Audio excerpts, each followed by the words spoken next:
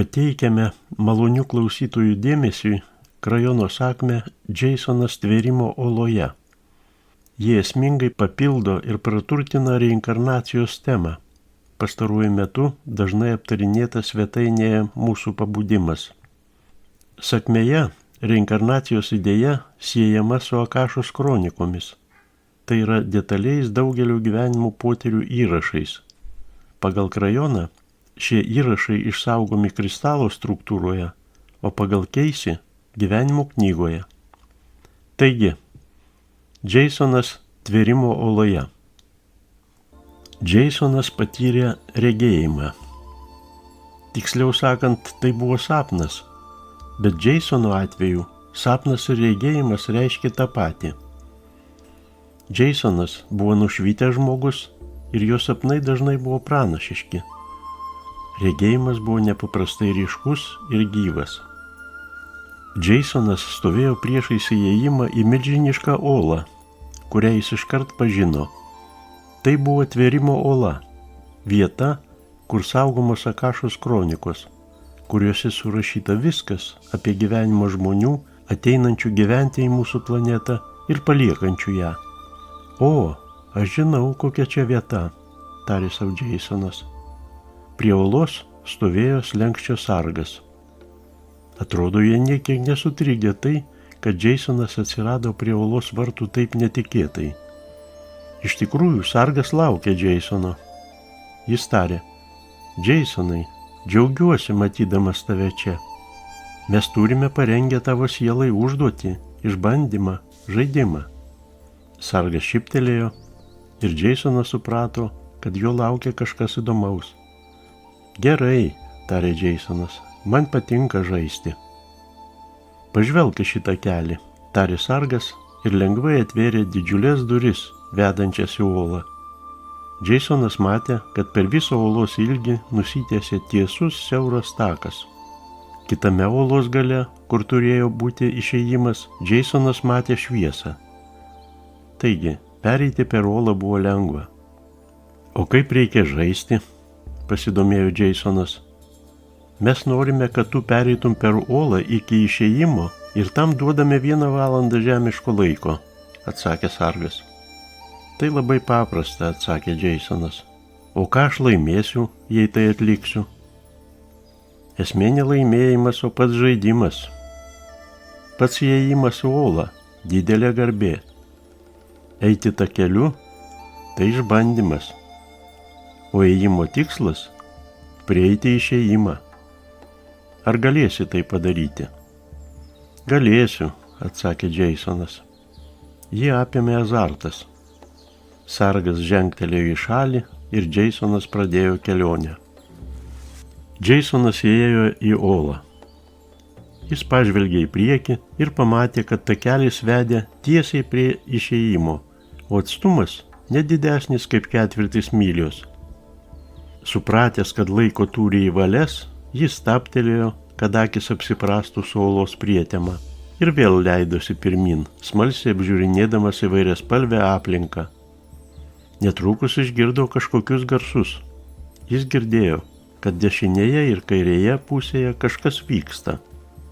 Džeisono galvoje šmėkštelėjo mintis: turiu visą valandą, išėjimą pasieksiu per 15 minučių. Todėl galiu stabtelėti ir sužinoti, kas skleidžia šį triukšmą. Džeisonas sustojo ir pasisuko į dešinę. Ir iškart išvydo lentynas, pilnas švytinčių kristalų. Jis nužengė nuo takelio ir priėjo prie tų slėpiningų daikčiukų. Ant kiekvieno pailgo, stulpelį primenančio kristalo, matėsi kažkoks užrašas. Čia Džeisonas išvydo stebėtinus dalykus, apie kuriuos anksčiau neturėjo nemenkiausio supratimo. Jis regėjo karus. Jis regėjo viską naikinančius gaisrus. Jis regėjo šviesos ir tamsos jėgų kautynes. Jis regėjo miriadų būtybių vardus. Sukrečiantis regėjimai. Jis pabuvojo ten tiesiog ne to žodžio prasme. Džeisonas nesuprato, ką mato. Tik jis buvo nustebęs. Jis jautė, kaip sunku atsiplėšti nuo kristalo. Tas traukė tarsi magnetas.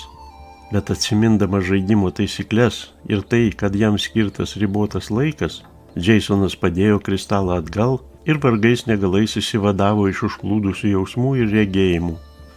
Grįžęs į takelį, suprato, kad prie kristalo prisilietė tik kelioms akimirkoms, nors atrodė, kad tai truko kur kas ilgiau. Taigi, jis dar turėjo laiko. Jasonas vėl leidosi pirmin, bet netrukus išgirdo balsus ir sustojo. Kieno čia balsas? Mintise paklausė savęs. Regis aš pažįstu tą balsą. Jasonas suprato, kad tai jo motinos balsas.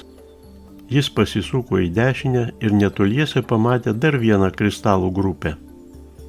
Jis prisiartino prie tos grupės ir kažkokiu būdu suprato, kuris kristalas yra jo motinos.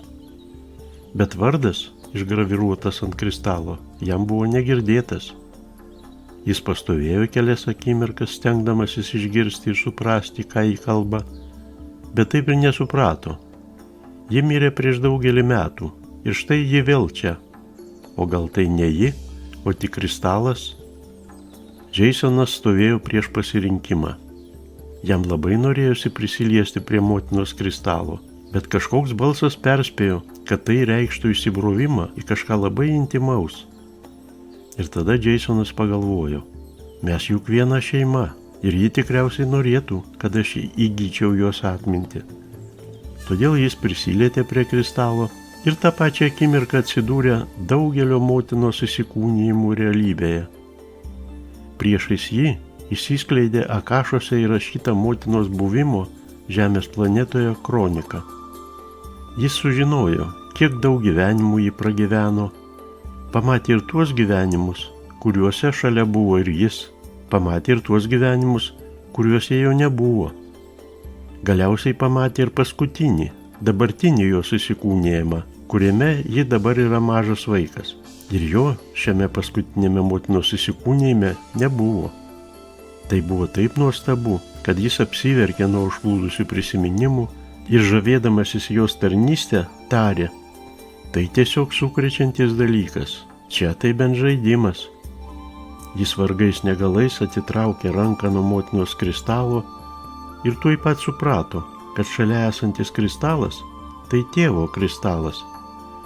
Jis prisilietė ir prie šio kristalo ir vėl pasinėrė į panašius išgyvenimus. Ir tada tarė, tiesiog neįtikėtina, tai vertėjau pažinti. Man iš tiesų suteikta nepaprasta garbė. Laiko liko vis mažiau.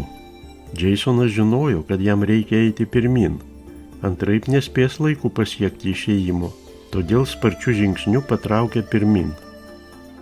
O kai iki išėjimo beliko keli jardai, staiga išgirdo dar vieną balsą. Ir tai buvo jo paties balsas. Jasonas pasuko į dešinę pusę, ten, kur švytėjo dar vienas kristalas. Ant vienos kristalo plokštumos, rašmenimis primenančiais arabiškus, buvo išgraviruotas jo paties vardas. Dvasinis vardas, jo žvaigždžių vardas. Jasonas pažvelgė į išėjimo angą, nuo kurios jį skyrė tik keletas jardų, ir aiškiai suvokė, kad jam liko tik keletas akimirkų. Po to pažvelgė į kristalą ir priėmė sprendimą. Jis tiesiog negalėjo praleisti tokios galimybės ir palietė kristalą pažymėtą jo vardu. Savaime aišku, kad Jasonas per tam skirtą laiką nepasiekė olos išėjimo ir nebaigė žaidimo. Jis liko oloje, mėgaudamasi savo ankstesniais gyvenimais, pagaliau suvokdamas, kas jis buvo ir kuo turėjo tapti. Jam atsivėrė, kas buvo tėvas ir motina jo ankstesniuose gyvenimuose ir kas buvo jis kituose jų įsikūnijimuose. Ir čia jis pabudo. Koks nuostabus sapnas, pagalvojo Jasonas. Po to prisiminė jį visą. Bet kaip gaila, kad nelaimėjau to žaidimo, ėmė krimstis. Ir Jasonas gyveno toliau, nesuprasdamas, ką iš tikrųjų reiškia tas sapnas. Vis dėlto jis jautė, kad sargas nesmerkė jo dėl sprendimo peržiūrėti savo ankstesnius gyvenimus ir neskubėti prie išėjimo. Kartais jis pagalvodavo, jei galėčiau sužaisti šį žaidimą dar kartą, viskas būtų kitaip. Dabar aš žinau, kur slypi žaidimo paslaptis. Bet Jasonas nesuprato, kad jis vis dar žaidžia šį žaidimą.